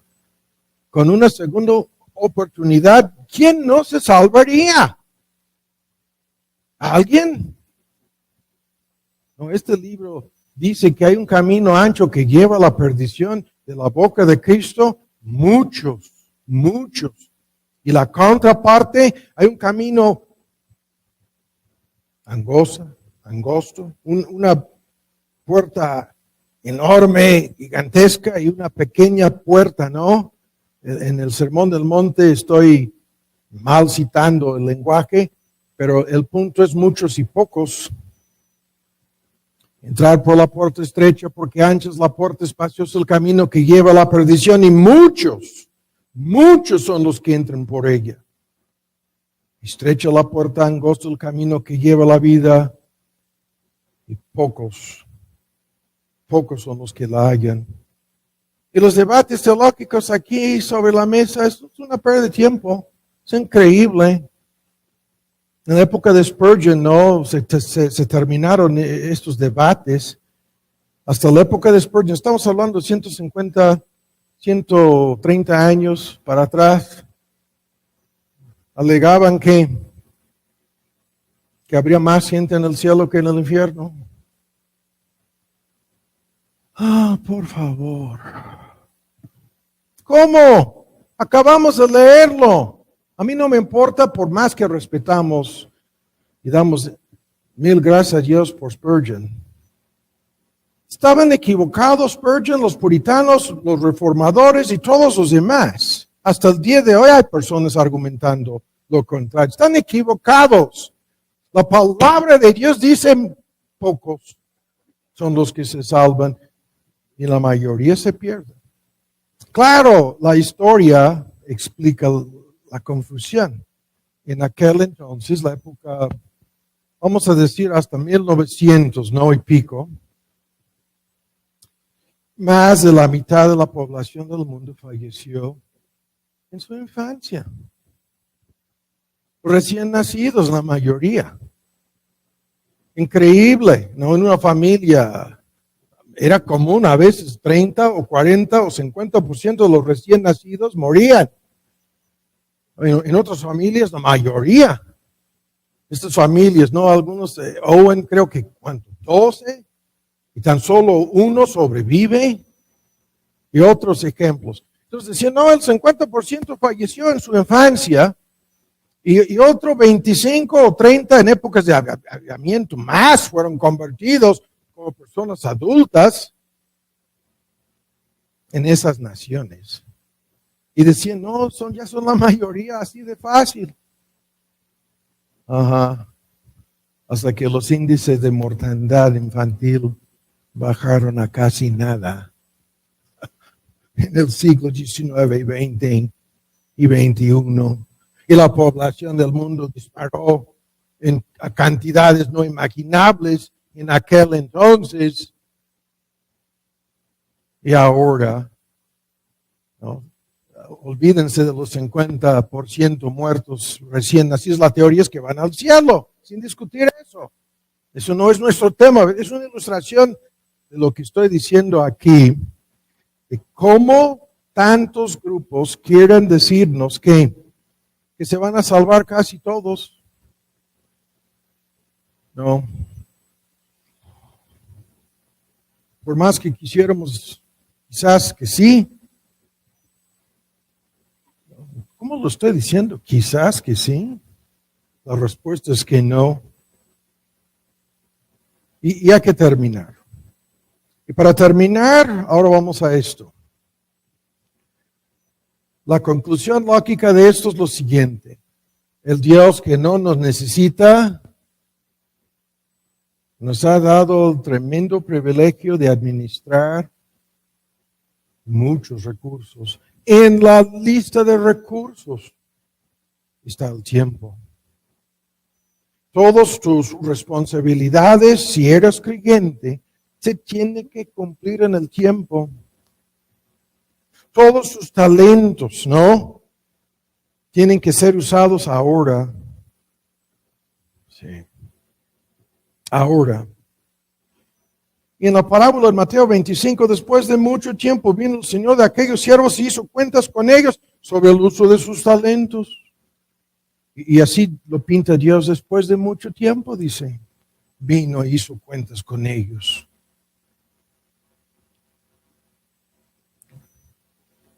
Y termina Cristo diciendo, te he glorificado en la tierra, he acabado la obra que me diste que hiciese.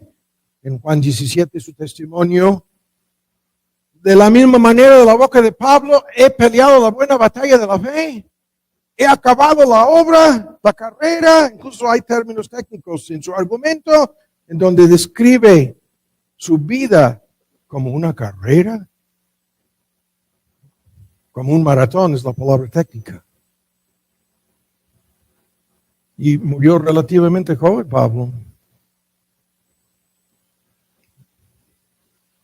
Y la meta aquí es, este Dios autosuficiente nos ha entregado suficiente tiempo para hacer su voluntad con nuestras vidas. Para que su plan se lleve a cabo en tu vida, te lo aseguro. Te ha dado suficiente tiempo. Pero no te ha dado más. Te ha dado precisamente el tiempo necesario para que en tu vida se cumpla su voluntad.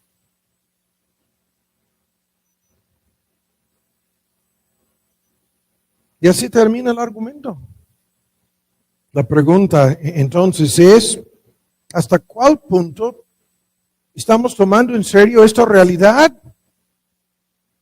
Y la mayoría de la gente, ya lo comenté, lo que quisieran tener es más tiempo. Y todos tenemos más tiempo de lo que estamos usando correctamente. De eso no hay duda ni excepción alguna. Todos tenemos más tiempo, como más recursos incluso, de lo que estamos usando productivamente. No es cuestión de más recursos, menos de más tiempo, sino de cuán bien, de cómo estamos haciendo uso de esto. Y así lo calcula Dios. Eso es el cálculo en todas las biografías bíblicas. No es cuánto tiempo, sino cómo vivieron estas personas.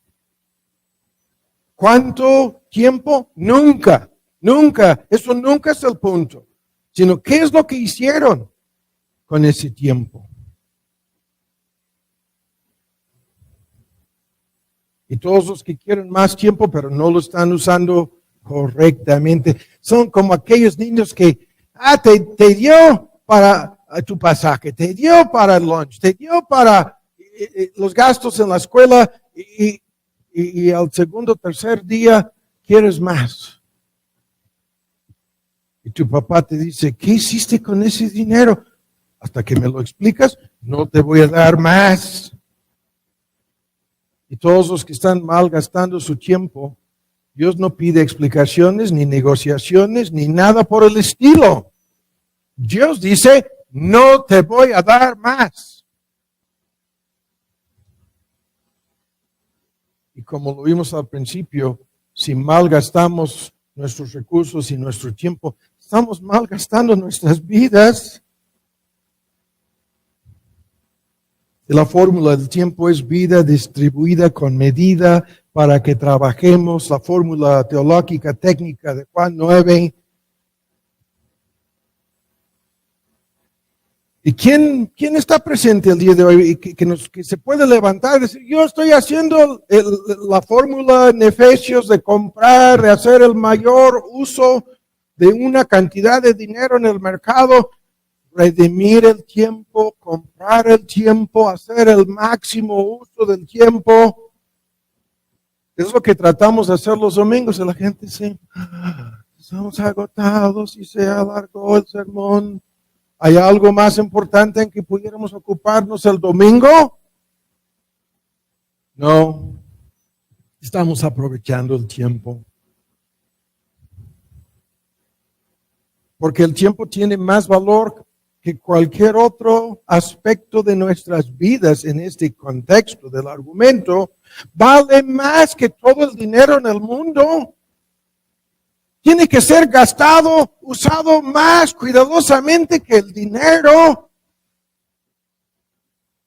Porque no se puede comprar más tiempo, ni con todo el dinero en el mundo, lo vuelvo a decir. El más rico del mundo no puede comprar ni 30 segundos más con toda su fortuna. Y la regla, el tiempo puede ser usado, mal gastado, o desperdiciado por completo. Esas son las opciones. Y el enemigo de nuestras almas lo entiende perfectamente bien. Y anda así por todos lados, proporcionando a toda una nueva generación de jóvenes 3, 4, 5, 6 horas diarios perdidos en su celular.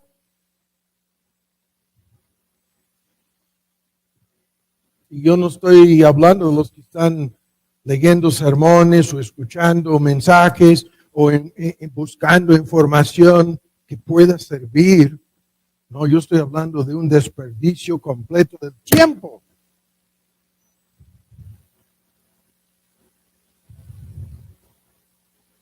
Y el diablo lo entiende y nos está proporcionando. Es increíble. A mí me están bombardeando. Yo no tengo nada en Easy. Me están enviando de Easy, ¿no? De Sky me están enviando.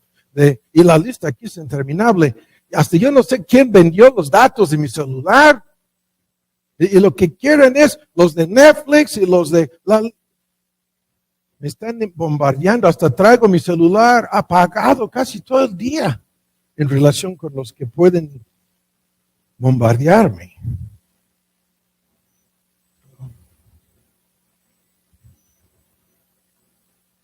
Y la pregunta entonces es, este Dios que no nos necesita, es increíble el tiempo que nos ha otorgado. Cuando vemos a personas como Spurgeon, a los 57 años de edad falleció. Y hay una generación de creyentes aquí que andamos por estas fechas. Algunos un poco más, algunos un poco menos. Hay algunos que andan por los 90, no importa. Yo aprecio eso. No voy a decir más. Y lo que cuenta es, ¿qué es lo que habremos hecho al final de esto?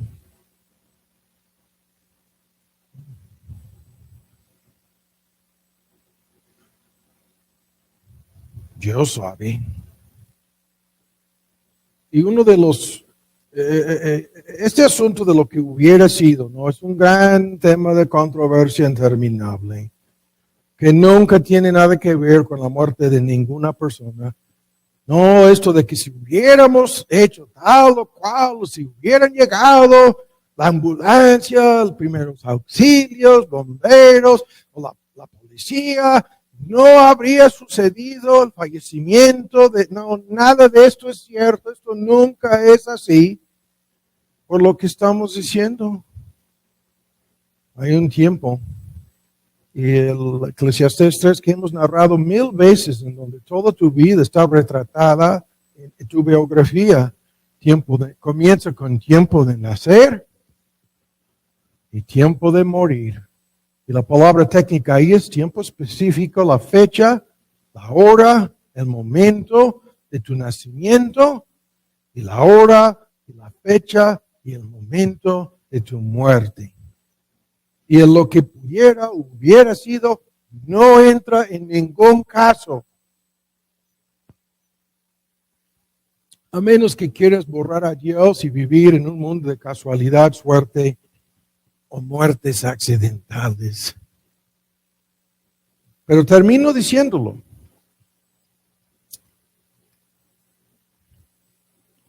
En lo que hubieras hecho, pudieras haber hecho, está en algunos textos, pero no lo hiciste. Es la pregunta para concluir. Al que enterró su talento, le dijo, si sabías que yo soy este hombre duro, injusto, y te sentías como víctima, pudieras haber llevado mi talento a los banqueros y yo habría recibido los intereses y tú no estarías condenado. Es lo que hubiera sido, está en el texto. Lo que se habría hecho diferente está en el texto, con cada inconverso. Lo veremos en el día del juicio. Es increíble.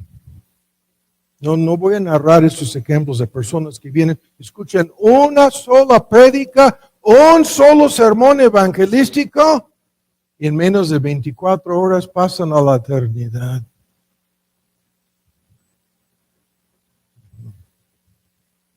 Y Dios les va a decir lo que acabo de decir. En su responsabilidad humana, les hizo el gran favor de servir la mesa, de entrar en contacto con la palabra de Dios, del evangelio de salvación, antes de llegar al momento final. ¿Y qué van a decir entonces? ¿Qué van a responder? Y de la misma manera, estoy seguro de lo siguiente, que pudiéramos haber hecho más como creyentes con el tiempo. Lo sabemos y no lo hicimos.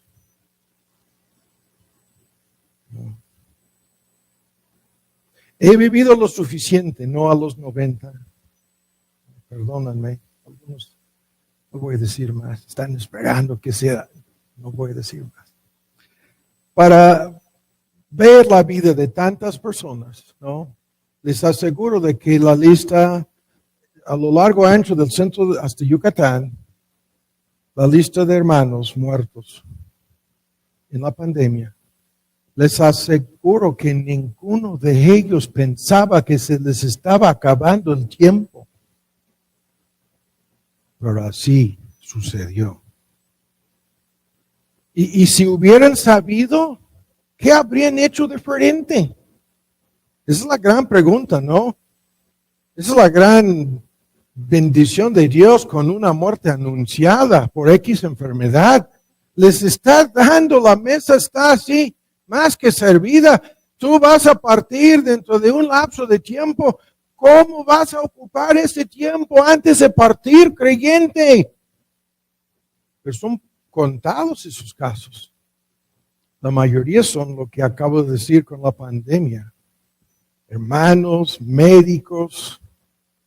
Gracias a Dios, ningún pastor hasta ahora. Si se salva el pastor Luis en Guatemala, ningún pastor en nuestros círculos. En otros círculos, la mitad de sus líderes han fallecido. Es increíble. En algunas sectas carismáticas, los meros fundadores de la secta están al otro lado. Y con nosotros no sabemos. Y termino así diciéndolo, si el impacto de esta pandemia no haya hecho algo importante en tu entendimiento del tiempo, si tú eras una de estas personas que pudiera haber llegado con un pie o dos en la tumba, pero no, aquí estás. ¿Qué vas a hacer con este tiempo? La bondad de Dios en tu vida, su misericordia para contigo. Y los demás que no hemos estado expuestos 1000 veces y hasta ahora inmunes. ¿Cómo? Hasta ahora digo. Todos estamos en este asunto. Todos y cada uno de nosotros.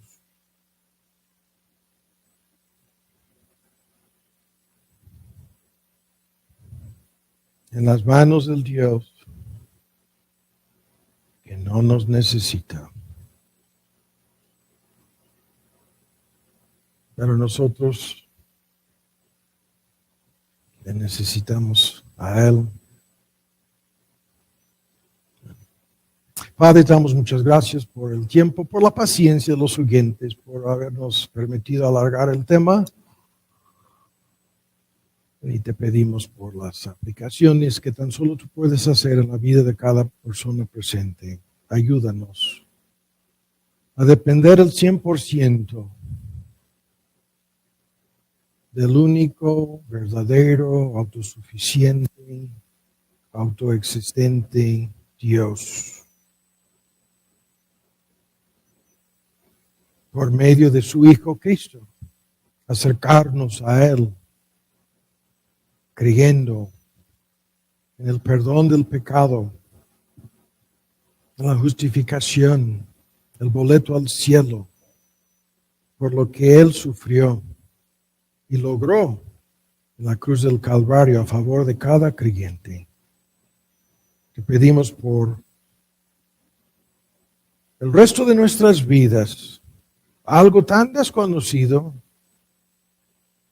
pudieran ser años los que faltan, los que restan para muchos de nosotros, pudieran ser meses, pudieran ser semanas o días, pudieran ser horas, para que podamos irnos de aquí comprometidos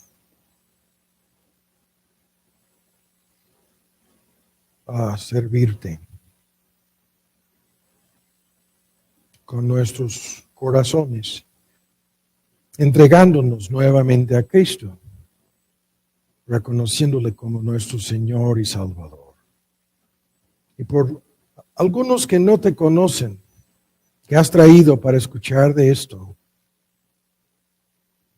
te pedimos que no sea en vano. Te pedimos por la obra que tan solo tú puedes hacer, de abrir sus ojos y vencer su oposición y obrar fe y arrepentimiento en sus corazones. Por eso te pedimos en el nombre de Cristo Jesús. Amén.